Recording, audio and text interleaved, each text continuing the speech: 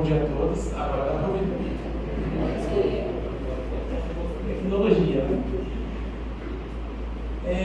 Então, meu nome é Vinícius Lopes, sou trabalhador da Mocidade aqui no domingo. É um prazer enorme estar aqui nessa oportunidade de dar essa palestra, porque é maravilhoso ser espírita, é maravilhoso a atividade do centro, as pessoas aqui são maravilhosas, é um reduto da gente. Sou eu e mais uma trabalhadora e legisladora da Mocidade também. Bom dia a todos, meu nome é Isadora e junto ao Vini eu ajudo aqui na evangelização da casa, na evangelização da mocidade, e é uma honra também estar aqui nessa casa que sempre me acolheu tão bem. Afinal, eu estou aqui desde o terceiro ciclo, desde novinha, então agradeço muito aqui pela presença de todos também. Muito bem, então nosso tema de hoje é bem, como a Marita falou mesmo, evangelização, crianças, jovens, todas as idades. Evangelizador, evangelizar, não tem idade. Então, eu vou direcionar o público aqui, mas o tema é para todos nós. Todos nós. Independente de idade, sexo, todo mundo. Vamos começar então pela pergunta 775 do Livro dos Espíritos. Kardec vai fazer a seguinte pergunta aos imortais: qual seria para a sociedade o resultado do relaxamento dos laços de família? O que ele quis dizer com isso? O que é esse relaxamento de laço de família? A partir do momento que eu sempre deixo a minha família em segundo plano, tanto pais, pessoas adultas, quanto os próprios jovens, né? Vamos mais de jovens, né? As crianças ainda estão no começo, mas quando a gente começa a ter aquela fase mais rebelde, quer se distanciar dos pais demais, é um relaxamento, não dou importância, não cumpro com as minhas funções como filho, não cumpro as minhas funções como pai, como mãe. É um relaxamento. Qual vai ser a consequência? O que vocês acham? Qual é a consequência desse relaxamento na sociedade?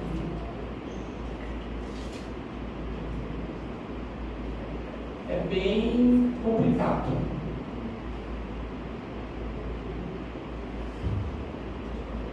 Os espíritos vão responder para ele: uma recrudescência do egoísmo. O que quer dizer recrudescência do egoísmo? Recrudescer é fortalecer. Então, estou fortalecendo o egoísmo. Olha só. A célula da sociedade, quando há esse relaxamento dos laços entre os familiares, entre os seus integrantes, fortalece o egoísmo. Aí uma sociedade egoísta é formada. E temos bastantes complicações nessa sociedade. E assim, gente, está tendo um fenômeno bem complicado que, ultimamente, eu quando era criança, olha essa imagem. Vocês têm esse costume ainda? Nem todo mundo tem, claro, né? Por questões, às vezes, tudo vai para um estado e tal. Mas aí tudo bem, a gente entende, né? A gente vai formar outras famílias, outros grupos familiares. Mas às vezes há famílias em que elas se entendem e nunca mais formam esse tipo de costume aqui. Né? A gente chegar lá no final do ano, vamos fazer uma ceia de Natal, Ano Novo. Eu quando era criança, a gente ia sair para a praia, né? E era uma casa de madeira do tamanho desse palco aqui. E ia toda a família, né? Era primo, prima, tio, todo mundo junto. E era uma maravilha, né? As pessoas se entendiam muito bem. Aquelas piadas do tio de pavê, né? Que a gente tem no final do ano, também várias vezes escuta aquilo, né? Muito bom. Isso daí, depois que o tio foi inventado, teve esses tipos de piadas junto, então é maravilhoso. A gente conhecia a sogra, as nossas sogras também, no final do ano ali, nos momentos de almoço, de jantar. E o que acontece? No meu caso, houve um enfraquecimento disso. A gente tem que catar mesmo, a gente tem que ir atrás das pessoas para fazer esse tipo de reunião. Chegou um tempo que não faz mais. Então, se tem esse tipo de costume, quem ainda quem faz, mantenha isso o máximo possível. Não corte laços dos familiares. Quem não tem, tenta convidar um cafezinho. Aí vamos melhorando, assim, tentando melhorar um pouquinho mais o nosso tempo de contato com os familiares.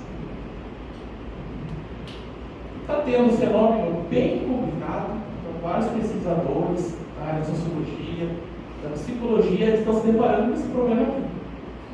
E filhos que estão cortando os laços com os pais por saúde mental. Olha que complicado isso.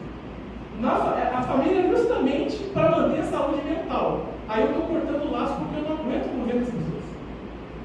Está tendo uma recrudescência do egoísmo aí. É um fenômeno muito presente na sociedade ocidental que está acontecendo, aumentou muito durante a pandemia, inclusive. E épocas assim, onde a gente tem divergências de ideias, a gente passou a gravou algum aí, né? Teve muita briga. Está tendo esse fenômeno aí. Os filhos, eles simplesmente não entendem os pais não entendem os seus filhos. Esses filhos saem de casa, ou já saem, mesmo estando fora de casa, mas corta totalmente o relacionamento, não faz mais nada. Apaga lá o número, bloqueia, não falo mais com você. É nesse nível que está acontecendo. E está indo para pior, por quê? Esses filhos, eles têm as crianças deles e eles não levam essas crianças para os avós. Para você ter um nível de corte de relacionamento. Então, uma geração mais nova não está entrando em contato com a mais velha. E aí eles estão criando, né? Foram se criados ao longo desse pandemia, inclusive, grupos de apoio para poder lidar com essa situação. Só que tem um problema, a gente sabe que tem coisas que o que a gente vai apresentar aqui é o evangelho que resolve. O que está faltando ou estava faltando nessas famílias para a gente chegar no nível de recrudescência do egoísmo? O que estava faltando? Por que estavam perdoando? A gente pega uma situação de passar anos de alegria com alguém, com um familiar, aí só um segundo ali, um dia de desavença, ele destrói todo o relacionamento. Por que está acontecendo isso? E uma das respostas, várias, né? Mas não estava sendo aqui. Mas em uma das respostas, a Isadora vai contar uma história que vai ilustrar isso, que é o conto da caverna. Então, como o Vini falou, essa história que eu vou contar agora se chama A Caverna Mágica, e ela fala sobre uma mãe e um filho que eles moravam numa floresta e eles tinham o costume de todos os dias saírem para colher frutas assim logo pela manhã. Só que um certo dia algo atípico aconteceu. Eles se depararam com uma caverna mágica e os dois, muito curiosos, resolveram entrar naquele local e lá eles se depararam com pilhas e mais pilhas de ouro. E a mulher, a mãe dela, nunca tinha visto tanto ouro na vida dela e naquele momento ela foi invadida por uma enorme sensação de cobiça. E ela ouviu na caverna uma voz dizendo a ela: mulher, pegue quanto ouro você quiser, mas assim que você ouvir o soar de um sino, você precisa parar e ir embora da caverna. Então essa mulher ela começou a pegar ouro e colocar dentro do bolso e não parava mais, até que ela ouviu o bendito soar do sino e naquele momento ela saiu correndo, sem nem olhar para trás. Mas assim que essa mulher colocou os pés para fora da caverna, ela percebeu justamente que ela tinha esquecido algo muito importante lá dentro. Ela esqueceu o próprio filho dentro da caverna, deixou a criança lá dentro. E nesse momento, como qualquer mãe ficaria, essa mulher ficou desesperada. Ela tentou voltar ali para a caverna, mas não foi possível, a porta já tinha se fechado. E naquele momento ela ficou desesperada, entrou em pânico, e ela ouviu aquela voz dizendo a ela novamente: mulher, você perdeu o seu filho e ficará sem ele até o próximo verão.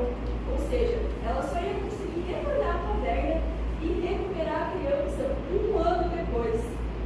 Então imagina para você como mãe, né?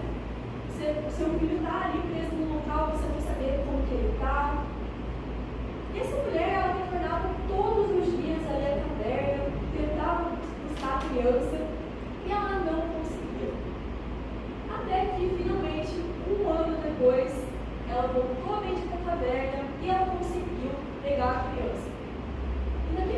momento, ela não olhou para os lados, não olhou para nada, para nenhum ouro.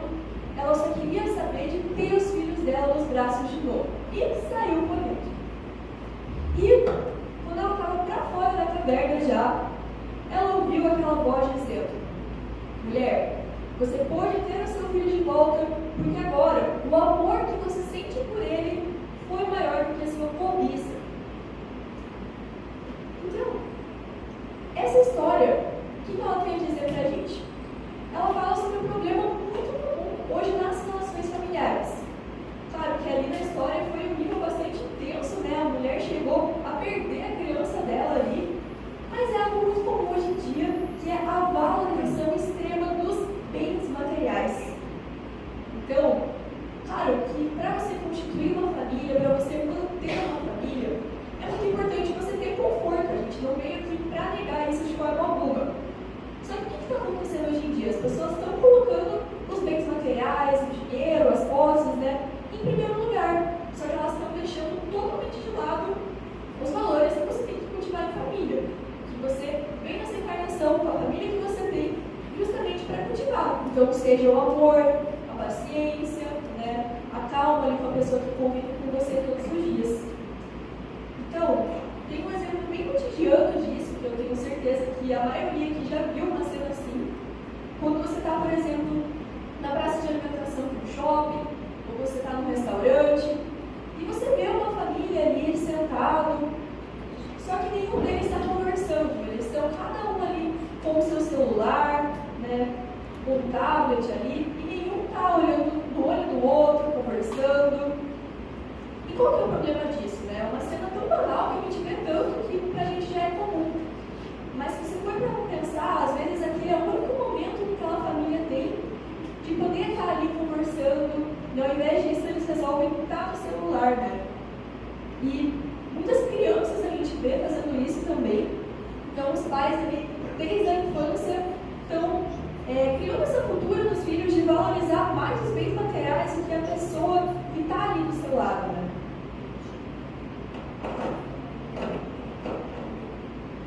Então, sobre isso também, do Evangelho segundo o Espiritismo, eu vou ler aqui um trecho do Santo Agostinho, que é: quando produzis um corpo, a alma que nele encarna vem do espaço para progredir. Interai-vos dos vossos deveres e ponde todo o vosso amor em aproximar de Deus essa alma. Tal missão que vos está confiada e cuja recompensa recebereis, se fielmente a cumprirdes. Os vossos cuidados e a educação que lhe dareis auxiliarão o seu aperfeiçoamento e o seu bem-estar futuro. Então, o que o Santo Agostinho fala aqui? Né? Ele fala sobre a grande missão, a grande responsabilidade que os pais têm para os filhos. E para mim, aqui nessa mensagem, o que chama mais atenção é ali no finalzinho, quando ele fala sobre o bem-estar futuro. Então, claro que a responsabilidade dos pais, na medida do possível, né, proporcionar uma vida confortável para os filhos, uma moradia ali, saúde, educação. Só que aqui o Santo Agostinho ele traz um lembrete para o bem-estar futuro. Que é o quê? É você educar o filho tendo noção da imortalidade, né? Tendo noção de que somos seres imortais, temos outras encarnações, e você criar o seu filho tendo uma noção disso. Mas como que a gente faz isso? Né? É aí que a gente entra no tema central da nossa palestra, que é a evangelização.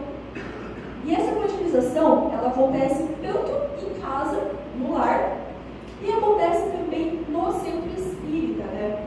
Na escola das almas. Então, para a gente ter uma noção do quão importante a evangelização é difícil a gente resumir com uma frase só, mas a gente pode dizer que a evangelização é onde começa a transformação da humanidade. Então, evangelizando, você está transformando não só a vida daquela criança, mas você está transformando gerações e mais gerações também. Então, a gente pensa, por que a gente leva os filhos na escola, por exemplo? Né? A gente acorda ali todo dia a criança cedo, dá um café da manhã, leva ela para o colégio, porque a gente quer que eles aprendam pelo menos o básico para viver em sociedade, né? Então, aprendam sobre matemática, português,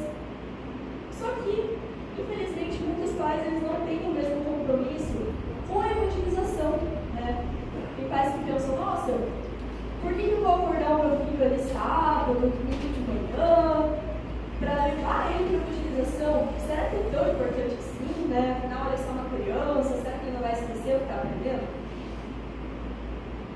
Porém, tem uma metáfora que é aquela criança que ela não tem a evangelização, ela se torna um pássaro de uma asa só. Então, ela não tem ali a asa intelectual, né, a sabedoria, ela vai para a escola. Só que falta um detalhe muito importante, que é a asa moral, os ensinamentos cristãos, né? E o que acontece com o pássaro que tem uma asa só? Ele não consegue alçar voo, né? Não consegue voar, porque falta essa parte importante ali do crescimento, que é a parte moral.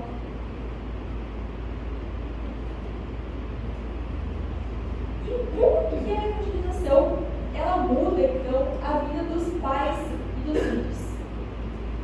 A resposta à pergunta 635 do Livro dos Espíritos nos fala sobre isso. Há um elemento que se não costuma fazer pesar na balança e sem o qual a ciência econômica não passa de simples teoria. Esse elemento é a educação. Não a educação intelectual, mas a educação moral, ou seja, dos ensinos de Jesus. Não nos referimos, porém, à educação moral pelos livros, e sim a que consiste na arte de formar os caracteres, atitude hábitos, porquanto a educação é o conjunto dos hábitos adquiridos. Então, a educação é o conjunto desses hábitos bons, né? E a gente traz aqui duas formas de você diferenciar um hábito bom de um hábito ruim. Isso ajuda no nosso próprio crescimento e na educação dos nossos filhos também. Uma das formas é a gente aplicar aquilo que Jesus nos ensinou, né? Que é você fazer ao outro aquilo que você gostaria que o outro lhe fizesse. Essa é a primeira forma. E a segunda é você analisar uma ação sua que você tem no seu dia a dia, você imaginar como seria o mundo se todas as pessoas tivessem essas mesmas atitudes que você. Então, digamos, por exemplo, que você não respeita uma lei de trânsito. Imagine agora como que seria o mundo se todo mundo deixasse de respeitar essa lei também. Então, quando a gente fala sobre hábitos, essas são as duas formas de a gente analisar nossas ações no dia a dia de uma forma um pouco mais prática, né? E uma forma de ensinar as crianças moralmente também. Agora, a gente vai exemplificar aqui com o caso do Chico Xavier.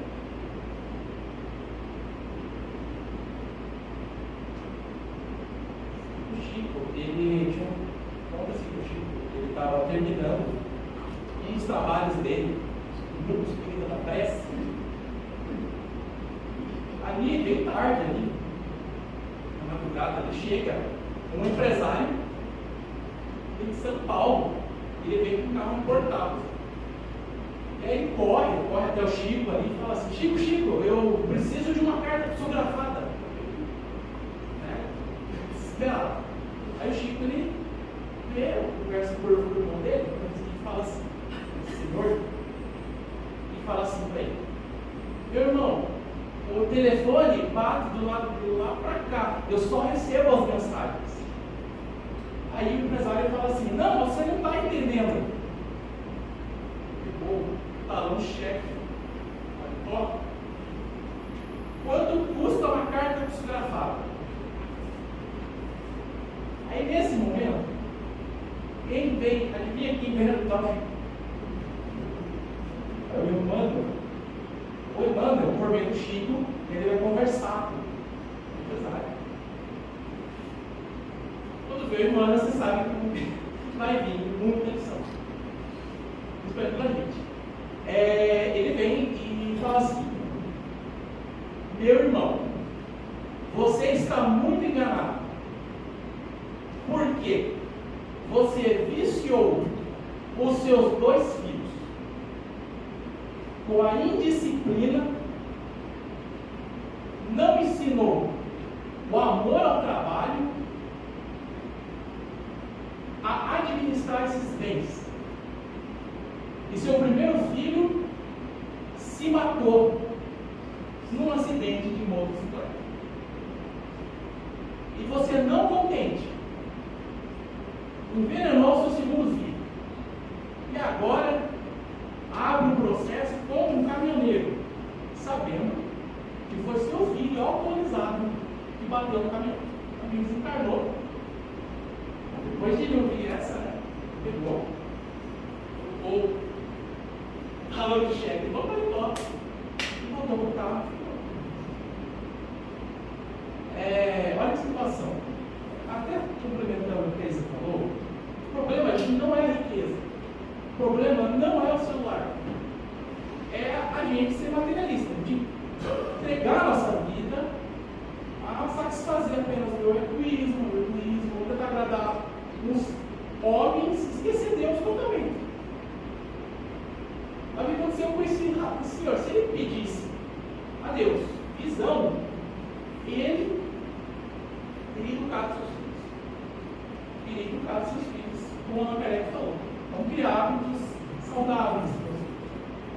Talvez estariam ali encarnados ainda, usando bem aquela riqueza daquela comunidade deles lá. Então, gente, Allan Kardec vai encerrar assim: quando essa arte da educação moral for conhecida, compreendida e praticada, só conhecida e praticada em todos os lugares, o homem terá no mundo hábitos de ordem e de previdência. Previdência, vamos parar para pensar que consequências nossas atitudes geram. Isso tem que ser ensinado, tem que ser repetitivo. Para consigo mesmo e para com o seu, de respeito a tudo o que é respeitável, hábitos que lhe permitirão atravessar menos penosamente os maus dias inevitáveis. Educação, arte de formar caráter, o outro dizia, e de formar hábitos. Bons hábitos, no caso.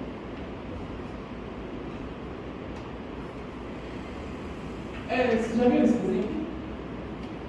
Vamos lá, é legal, hein? E no livro também, né? Essa cena é bem emblemática. Ela está ali, a Alice está perdida na floresta ali, totalmente perdida, desorientada. Aí ela encontra aquele gato que aparece ali na árvore. E aí, ela fala assim pro gato: eu não sei onde estou. No meio da floresta. O gato pergunta para ela assim: aonde você quer ir? Aonde você quer ir? E ela fala assim: eu não sei, eu estou perdida. Eu não sei que caminho tomar. Aí o gato responde: para quem não sabe aonde ir, qualquer caminho serve. Aí é muito interessante, tem um problema muito sério. Qualquer caminho, ele leva a Deus. Qualquer caminho que meus filhos, eu tomo, vai me levar a uma vida pacífica com o vizinho, com a sociedade que eu estou vivendo, com a minha família, dentro de casa. Qualquer atitude. Por que a gente está vivendo hoje em dia? Está vivendo uma pandemia de depressivos, jovens depressivos, ansiosos, crianças, adultos. As pessoas, suicídio, é um número preocupante. O que está acontecendo? E está faltando uma bússola na vida das pessoas, que é essa daqui. Jesus é o caminho, a verdade e a vida. Esse caminho aqui vai levar à felicidade de Deus. A Deus e, consequentemente, a felicidade. Esse caminho, os ensinos morais do Evangelho, que independe de qualquer religião, porque é uma coisa universal. E aí, gente, a gente vai falar 3 práticas para criar os hábitos. Não são só 3, mas tem mais, claro. Mas para poder criar os hábitos saudáveis espirituais. Tem um hábito saudável físico, vamos fazer um exercício espiritual também, uma ginástica aí do espírito. A Isabela vai apresentar o primeiro. Esse primeiro exemplo, eu vou contar uma história que é descrita no livro Os Mensageiros, do André Luiz. E ele fala sobre uma ocasião em que o André Luiz veio fazer uma missão aqui na Terra. E quando ele se aproximava aqui da Terra para realizar esse trabalho, né, ele notou uma casa, era uma casinha pequena, simples,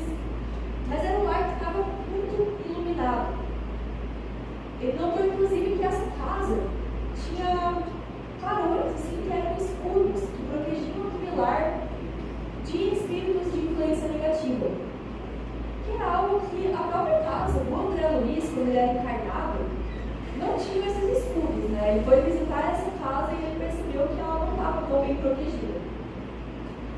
Mas o que estava acontecendo ali naquele lar, no momento que estava tão iluminado? Aquela família, eles faziam o evangelho no lar.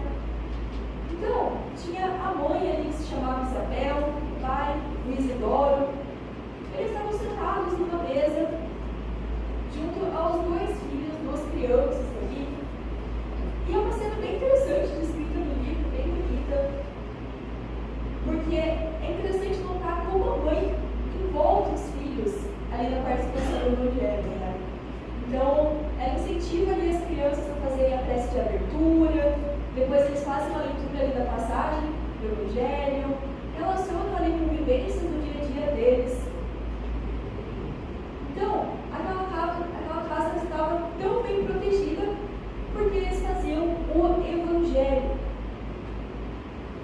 Então, Joana de Ângeles, sobre o evangelho no lar também, ela fala algo muito interessante, que é quando uma família faz o evangelho, é como se Jesus pernoitasse naquele lar. Então você imagina o quão protegida que a sua casa fica com Jesus pernoitando nela, né?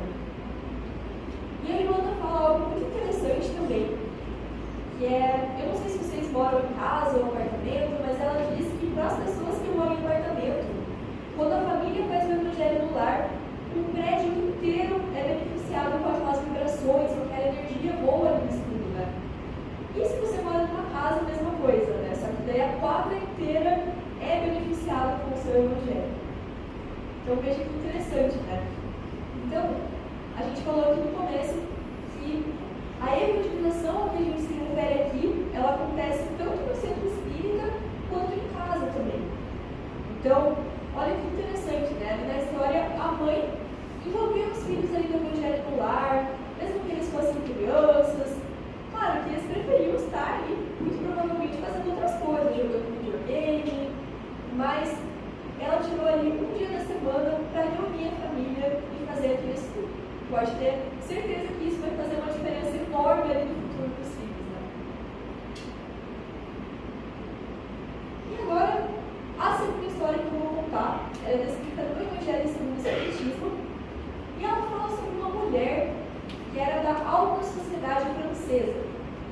Era uma mulher muito abastada, ela tinha muito dinheiro, muitas posses, mas ainda assim ela era uma pessoa bastante caridosa. E entre as ações de caridade que ela fazia, uma delas, ela visitava uma família, que era uma família bastante simples ali, com bastante problemas ali no dia a dia deles, porque a mãe dessa família, ela trabalhava o dia todo, e o pai, ele estava muito doente, estava internado no hospital, os filhos muitas vezes não tinham com quem ficar, e essa mulher francesa ali, ela visitava essa família, ela levava itens de higiene, de roupa ali, e além dessa parte material, ela tinha a caridade moral ali também, porque ela fazia visitas ao pai ali que estava internado no hospital, ela cuidava da criança, sempre que a mãe precisava de um conselho ali ela ajudava. E o mais interessante aqui é que essa mulher, ela sempre levava a filha pequena dela nessas ações de caridade. Então, desde criança, ela envolvia a menina ali nos trabalhos também. E é interessante porque a menina, ela até ficava pensando, nossa, mas eu não tenho dinheiro, né? A criança não trabalhava, não tinha dinheiro ali para ajudar a família. Mas a mãe sempre conversava para ela que a caridade mais importante, que era essa parte moral, a criança podia ajudar. Então, olha que interessante, né? Será que não é legal também, além do estudo ali, você ensinar o seu filho através do exemplo e dessas ações mais práticas também? Então, além de ter ali o evangelho do lar, de você ter a continuação do centro espírita, você envolver a criança também nessas ações de caridade, desde a infância. E às vezes com coisas pequenas, então você incentivar o filho desde pequeno a doar brinquedos, a doar roupas que não usa mais. É algo simples, com certeza, mas que também faz uma diferença enorme no que a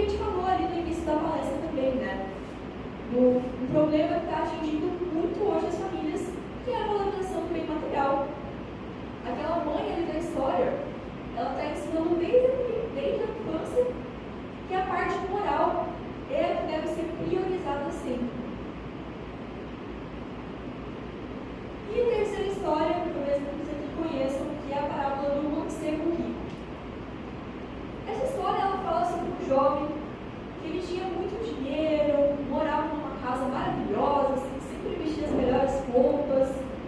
Então, esse jovem ele tinha tudo. Tudo que ele precisava ele tinha em mãos. Só que, mesmo assim, ele se sentia vazio. Sentia que algo faltava na vida dele. E esse jovem ele tinha um grande sonho, que era competir nas corridas de biga, nessas competições, que hoje em dia é o que a gente tem mais ou menos como a Fórmula 1, assim, são corridas de velocidade, né? Eram essas corridas de biga na época. Então ele tinha esse grande sonho, ele corria muito atrás disso, treinava um monte. E um dia aconteceu algo bem inesperado assim, na vida desse jovem. Um espírito muito iluminado apareceu para ele. E esse espírito era Jesus. E Jesus chamava esse jovem para seguir os passos dele. Falava bem e me segue.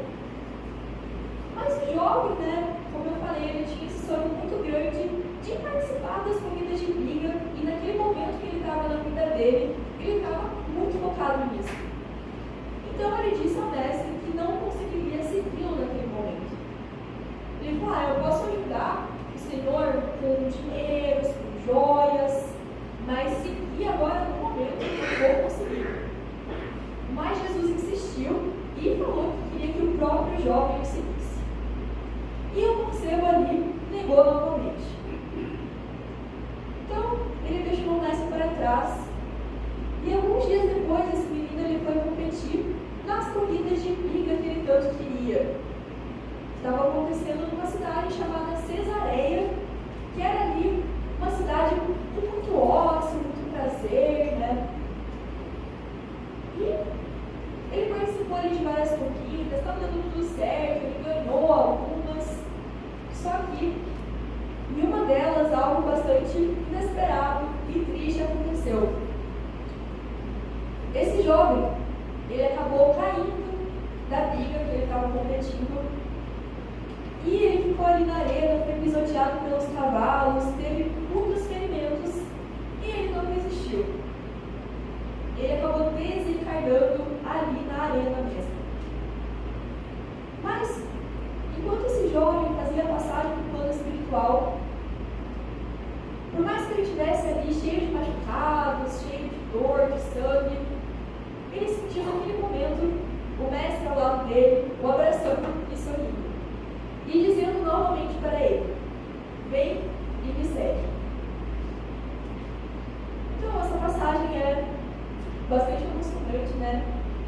E ela mostra ali que o jovem, ele teve a oportunidade naquele momento de seguir os passos do mestre, mas ele negou, porque ele achou que ele ainda teria muito tempo da vida dele para seguir nesse caminho cristão.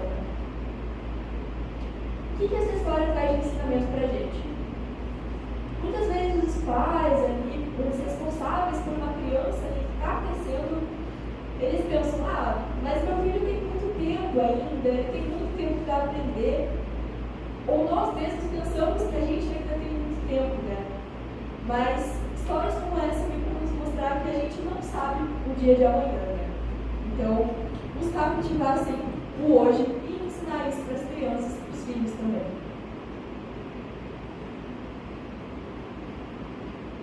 Outra coisa muito importante, Allan Kardec, na edição de 1868, de novembro, quase as últimas ali dele, escrevendo na Revista Espírita, ele vai chamar a atenção dos espíritas com relação à forma como está vivendo a religião espírita. Então, porque a gente tem um costume lá atrás, de outras vidas, de viver a religião na forma. Fica na forma, no ritual, forma, esquece a essência da religião. E ele vai falar uma coisa muito legal. Na minha opinião, é o significado da religião criar laços de fraternidade. E como é que a gente cria laços com Deus? Quando Jesus vem e ensina o cristianismo, as religiões antes dele eram muito verticais, eram só para cima. Eu adoro meu Deus, mas as pessoas ao redor não tem problema se subir, se acontecer alguma coisa. Ele não, você só vai se ligar a Deus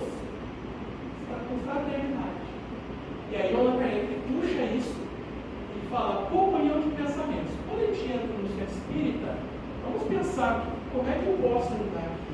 Vamos pensar além, né? Além do estudo que estamos instruindo aqui, o que eu posso doar para as pessoas aqui do centro?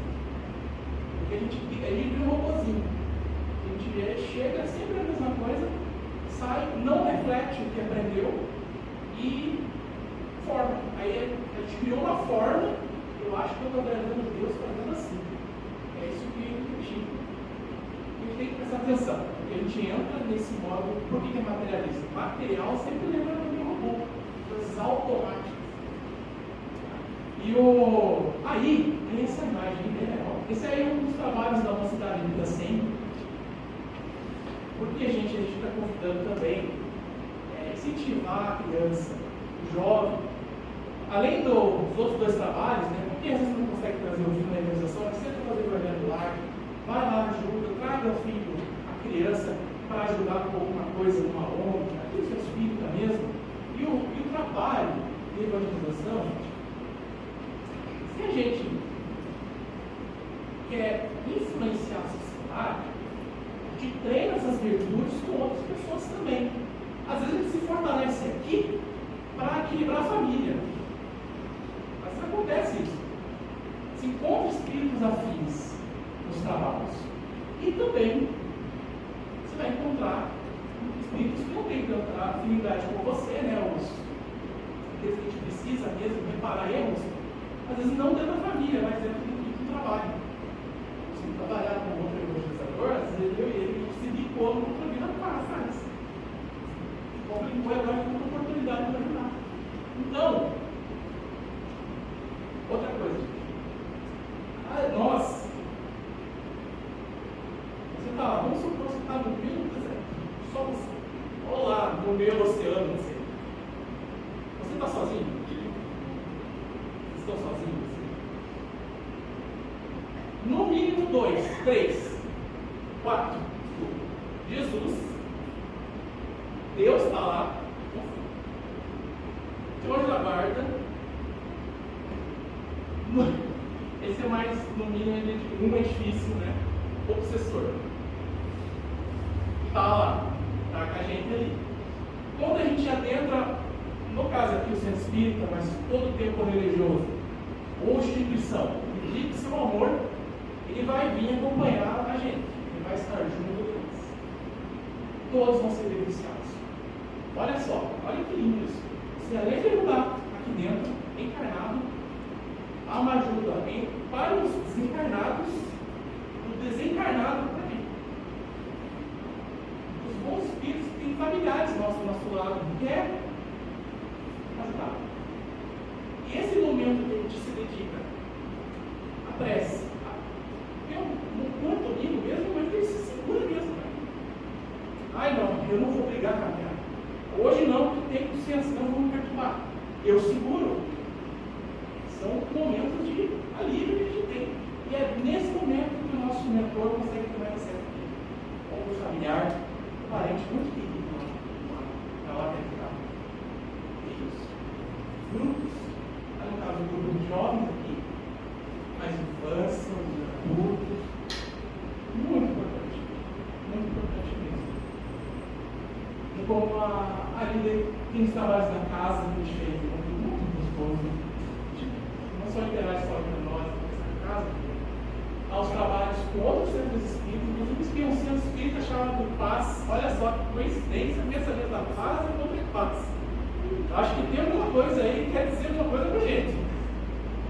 Olha lá fora, vai ver lá a placa do centro. O que está escrito na placa desse centro aqui? Sociedade. Ele começa com sociedade. Sociedade espírita. É uma sociedade que, assim como família é. Tenta construir uma família. Para encerrar, gente. Muito legal. Esse aqui é um capítulo do livro Os Missionários da Luz. André Luiz vai narrar a reencarnação do Sigismundo.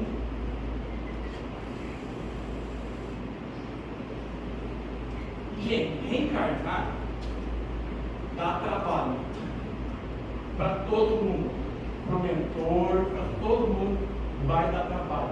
Não é uma coisa que não pode dispersar. E esse capítulo ele mostra muito isso. Eles têm, para vocês terem uma ideia, eu vou dar um resumo, mas não vai estragar a surpresa, porque pelo menos esses leis, capítulo é muito. Eles estavam tentando, são 3 personagens, Adelina, Raquel, Adelino e Sigismundo.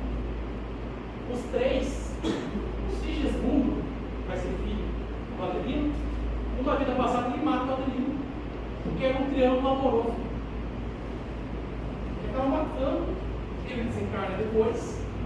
A Raquel, ela tem um parafuso, ela começa a prostituir. Eles são resgatados das zonas inferiores por amigos espirituais, por familiares espirituais. A Raquel e o Adelino reencarnam, encontram-se, casam, têm um filho. Só que a Raquel queria ter mais um. Só que o Adelino não queria. Não que tenha problema para a gente mulher, não é isso, ali é uma coisa bem específica do capítulo, isso que eu começo a ler. Mas ali, o Sigismundo precisava encarnar. E como é que eles resolvem? Eles tiveram que conversar com o Adelino, com o mundo espiritual.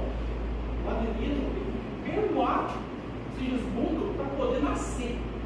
Olha só, não é perdoar encarnado, tem para nascer, tem que perdoar. Ele não estava deixando. Inclusive, ele tinha um período ali que ele era estéril para ela, ela não conseguia engravidar. Nesse período que não deixava o Sigismundo se aproximar dele. Ele consegue, é bem bonita a cena, assim, no final dela. Teve um outro problema, até o Sigismundo, tive um momento ali que ele ficou com medo. Meu Deus do céu, tem que fazer tanta coisa, olha quanto obstáculo, perrengue que tiver que resolver. Por que eu trago isso, gente? Tem que lembrar a família também, aos desafetos. Aproveitar essa oportunidade para a gente reparar esses desafetos. Por fim, gente, quero estar com um texto, uma escrita do Bezerra de Menezes, muito bonita, intitulada Problemas do Mundo. O mundo está repleto de ouro. Ouro no solo, ouro no mar, ouro nos cofres. Mas o ouro não resolve o problema da miséria. O mundo está repleto de espaço. Espaço nos continentes, nas cidades, nos campos. Mas o espaço não resolve o problema da cobiça. O mundo está repleto de cultura. Cultura do ensino, da técnica, da opinião. Mas a cultura da inteligência não resolve o problema do egoísmo. O mundo está repleto de teorias. Teorias da ciência, nas escolas filosóficas, nas religiões. Mas as teorias não resolvem o problema do desespero. O mundo está repleto de organizações administrativas, econômicas, sociais, mas não resolve o problema do mundo. Para extinguir a chaga da ignorância, dissipar a sombra da cobiça, exterminar o monstro do desespero e remover o charco do crime, o único remédio eficiente é o Evangelho de Jesus no coração humano. Sejamos assim valorosos, estendendo a doutrina espírita que eu desempenho da letra na construção da humanidade nova, irradiando a influência e a inspiração do Divino Mestre, pela emoção e pela ideia, pela diretriz e pela conduta, pela palavra e pelo exemplo. E parafraseando o conceito novidável de Allan Kardec, em torno da caridade, fora do Cristo, proclamemos aos problemas do mundo, fora do Cristo,